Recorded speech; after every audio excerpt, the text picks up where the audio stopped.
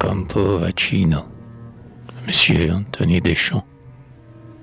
C'est à l'heure où la terre appartient au soleil, où le chemin poudreux luise d'un ton vermeil, où rien n'est confondu dans l'aride campagne, où l'on voit les troupeaux dormir sur la montagne. Et le pâtre robuste avec ses beaux chiens blancs, étalé auprès de ses membres nonchalants. L'heure aux grands horizons, l'heure où l'ombre est mortelle, aux voyageurs suants qui s'arrêtent sous elle, où le pèlerin lasse, son bâton à la main, laisse tomber la tête en suivant son chemin, où l'on entend au loin, sous les herbes brûlantes, que les cris répétés des cigales bruyantes. L'heure où le ciel est rouge, où le cyprès est noir, et rame en son désert encore superbe à voir.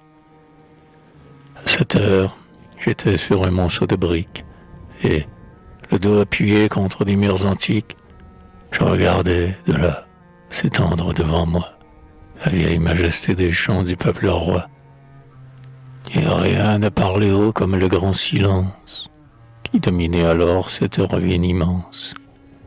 Rien ne m'allait au cœur comme ces murs pendants, cette terre sillonnée de mâles accidents, et la mélancolie empreinte en cette terre qui n'a saurait trouver son égal en misère. Sublime paysage à ravir le pinceau, le Colisée avait tout le fond du tableau. Le monstre, son orbe envahissant l'espace, foulait de tout son poil la terre jaune et grasse. Là, ce grand corps sevré de sang pur et de chair étalait tristement ses vieux membres à l'air. Le ciel bleu luisant travers ses arcades, ses pans de murs crôlés, ses vastes colonnades, semaient ses larges rangs de feux d'azur et d'or, comme au soleil d'Afrique un reptile qui dort. À droite, en long cordon, au-dessous de sa tête, du haut d'une terrasse accroulée toute prête, tombaient de larges flots de feuillages confus, des pins au vert chapeau, des platanes touffus, et des chênes voûtés dont la racine entière jaillissait comme l'onde à travers chaque pierre. L'ombre épaisse, je crois, des jardins de Néron, le seul dont le bas peuple ait conservé le nom.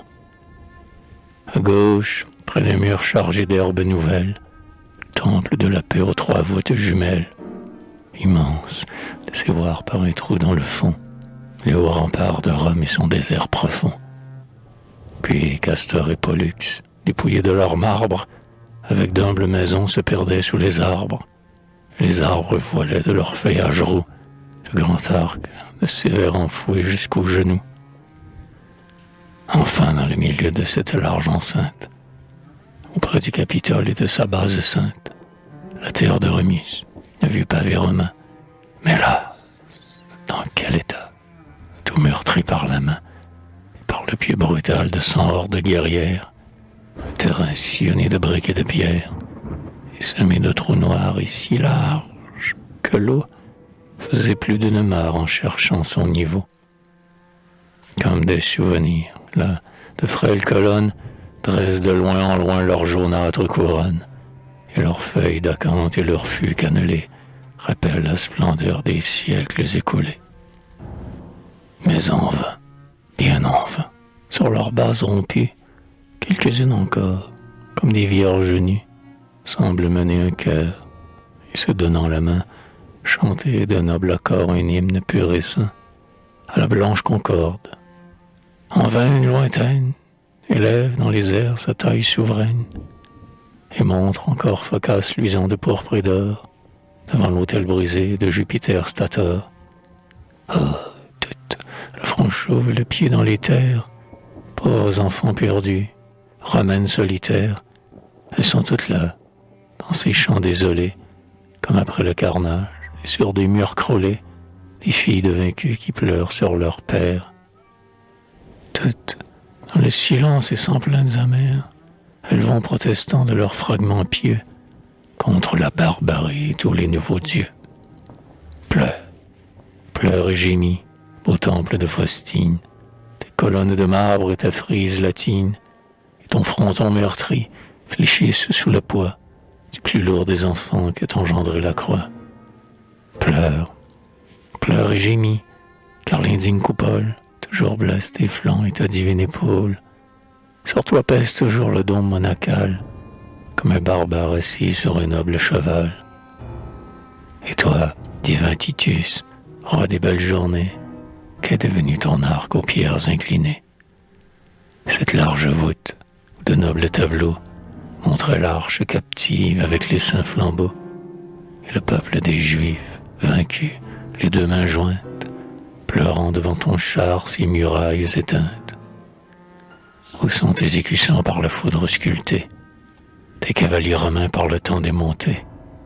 Grand Titus, tu n'as plus que la robe sublime, dont les siècles toujours décorent leurs victimes. La rouille, qui diminue, penchée de toutes parts, tes membres sont ridés comme ceux des vieillards. Ô superbe fiévreux, gras habitant du Tibre, enfant dégénéré d'un peuple qui fut libre, je ne viens pas chercher à vos tristes foyers de mâles sénateurs et d'antiques guerriers, dévouement sans borne à la mère chérie, que vous n'aimiez jadis du beau nom de patrie, la croyance éternelle au mur de Romulus, l'auguste pauvreté, les rustiques vertus, et la robuste foi qui, sur un crâne immonde, a bâti 800 ans la conquête du monde. Ces rudes éléments, et du grand et du beau, ne peuvent plus entrer dans votre étroit cerveau. Ce que je veux de vous, ce sont de saints exemples. C'est le respect aux morts, c'est la paix au vieux temple. Or donc, assez longtemps, sur ce terrain allé, vieille louve aux flancs maigres, avarice à hurler. Assez longtemps, sans pudeur et sans honte, vos pères ont sucé ces mamelles de fonte.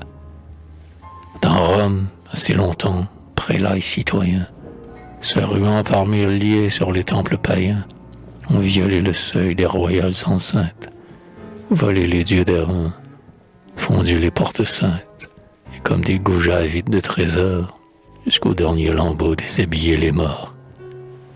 Maintenant tout est fait. Ruines séculaires, leurs murs ne peuvent plus tenter les mains vulgaires. Pas une lame d'or à leur flanc vermoulu. De l'antique splendeur, il ne leur reste plus que la forme première et la belle harmonie dont les a, tout enfant, revêtu le génie. La forme et des contours, voilà tous leurs appas. Ô Romains d'aujourd'hui, si l'art ne vous prend pas, du moins par piété et respecter des victimes, souvenez-vous toujours des paroles sublimes que la lyre divine, en des temps de malheur, envoyait courageuse au sein dévastateur. Les temples, quels qu'ils soient, sont les âmes des villes. Sans eux, toute cité n'a que des pierres viles. Du foyer domestique et du corps des vieillards, les monuments sacrés sont les derniers remparts. Et lorsque sur la terre ils penchent en ruine, la ruine encore sont des choses divines. Ce sont des prêtres saints que l'âge use toujours, mais qu'il faut honorer jusqu'à leur dernier jour. Hélas, tel est le train de ce monde où nous sommes, et l'art entre si peu dans la tête des hommes, qui peut-être mi-cri vainement écoutés, s'en iront sans écho par les vents emportés. L'homme ici ne croit plus qu'aux choses que l'on touche, au pain qu'on mange, au vin qui parfume la bouche, à la gorge en fureur qui bondit sous la main, et puis au coutelas qui vous perce le sein.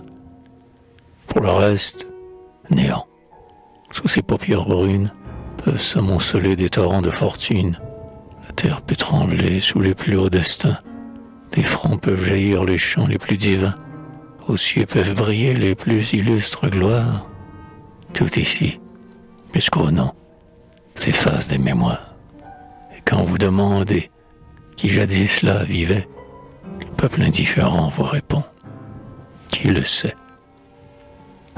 Sommes-nous donc tous sous un souffle de glace, sous un vent fade et mou qui nous ride la face? Nous ôte la vigueur, nous arrête le pouls, et sous nos corps penchés fait trembler nos genoux. Avons-nous en dégoût pris toute gloire humaine, et vivant pour nous seuls, sans amour et sans haine, n'aspirons-nous qu'au jour le froid du tombeau, comme un vieux parchemin nous jaunira la peau? Faut-il se dire enfin, sous le mal qui nous ronge, l'art n'est plus qu'un vain mot, un stérile mensonge. Le temps a tout usé, ce tissu précieux, ce riche vêtement, cet habit gracieux, que Dieu fila lui-même et que sa main féconde déploya pour couvrir la nudité du monde. La forme, elle si grande et belle au premier jour, si belle que le maître, avec un œil d'amour, contemplant dessous l'univers plein de grâce, et comme en un miroir y reflétant sa face, pensa quelques instants que le monde était bien, et qu'en ces éléments le mal n'entrait pour rien. La forme, elle a perdu sa pureté première. Partout l'homme aujourd'hui maltraite la matière, et son souffle ternit la native fraîcheur qu'elle avait comme un fruit que l'on cueille en sa fleur. Plus l'homme avide étend son empire sur terre, plus la forme pâlit sous la main adultère, plus cette belle trame et ce réseau divin échangent leurs fils d'or contre des fils d'airain. Plus cette eau sans limon va roulant de la fange, plus ce beau ciel limpide et ce bleu sans mélange pourrait s'étendre sur eux de nuages épais, et la foudre en éclats leur enlever la paix. Si bien qu'un jour, ridé comme un homme en vieillesse, le globe dépouillé de grâce et de jeunesse, faute de forme, irait, sans secousse et sans mots, replonger de lui-même au ventre du chaos. Oh, pardonne, mon Dieu, ces cris illégitimes, c'est que le désespoir va bien au cœur sublime. C'est que la forme morte et sans recouvrement est une chose amère et qui sent fortement. Aussi, cœur des souffrants, aux troupes lamentables, amants, tristes époux, mères inconsolables, vous qu'une forme absente accable de douleur, et le jour et la nuit fait sécher dans les pleurs, vous, poète divin, chanteur au front austère, et vous, prêtres de l'art, aux peintres qui, sur terre, pliant les deux genoux, comme l'Antiquité, vous faites de la forme une divinité.